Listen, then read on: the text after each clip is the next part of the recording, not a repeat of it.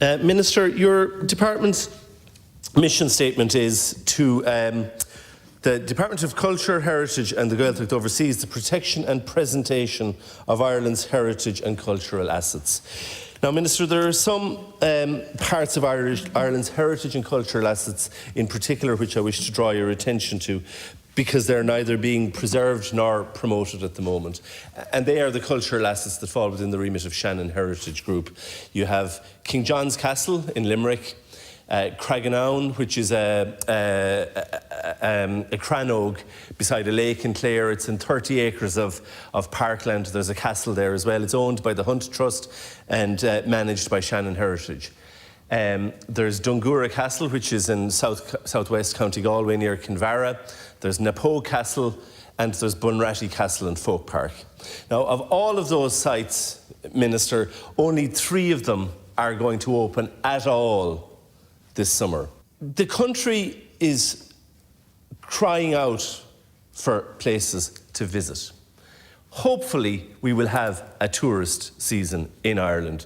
It will largely be domestic tourism. But, Minister, in addition to tourists who might travel from one part of the country to the other, there are families all over Ireland and all over the Midwest who have maybe spent more time in each other's company than they had envisaged over the past 3 months. And there are parents who are desperate for someplace to bring their children for a day. Now, I say to you, as the Minister tasked with preserving and presenting Ireland's heritage, where better for those parents to bring their children than to a heritage resource like Craigenown, as I said, a cranog, a living museum with a castle and 30 acres of parkland. Minister, Craigenown, for the first time in decades, is not going to open at all this year. Dungura, which is a castle on Galway Bay, is not going to open at all this year. There's a walled garden which was developed in Napo Castle at huge expense to or at least at expense to the taxpayers. Who's going to see that this year? Nobody. Minister, you know, the word disgrace is used a lot in the Dáil, but to treat our heritage, and it is not the heritage of Shannon Airport, or me, or you, or the Cathaoirleach. It is our heritage. To treat it in that manner is, frankly, disgraceful. To do it at a time when people are looking for places to visit, people are desperate for places to visit, is not alone a disgrace, it is incredibly short-sighted. I had a meeting with the staff last Saturday.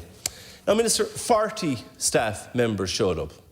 That was much more than the 15 envisaged by law. Prosecute me if you want. Didn't organise the meeting, and I'm absolutely certain those who did organise the meeting didn't expect it to be as well attended as it was. But I was very proud to meet with each and every one of those 40 people. And if you or anybody in government want to prosecute me for that, go ahead. Because they are outraged at what is happening. Not just on their own behalves, not just because of a lifetime of work that they've put into these resources, but because of what it says to the people of Ireland about their heritage. It says that we shut it off when it doesn't suit us. And at the same time as Shannon Heritage is doing that in the Midwest, it is maintaining the GPO experience open. It is maintaining Malahide Castle open. It is maintaining Newbridge House open. What is so special about the heritage sites in Dublin that they deserve to be kept open and ours can be closed when it suits? And I know the Shannon Heritage is a private body, but the state has to step in at some point to protect our resources. Thank you. State, you know, your passion for the subject, Deputy, but it's not under my remit, it's under the Minister for Tourism and Transport. But I will relay your concerns. It was raised earlier, don't know if you were here earlier in the Dáil, it was raised earlier on by another Deputy also, in relation to the particular areas that you mentioned. From my perspective, the 86 National Parks and Wildlife Service parks and reserves have all been open since during COVID-19. But I will, Shane Ross, as you know, is the present incumbent Minister for Tourism, and I'll raise it with him.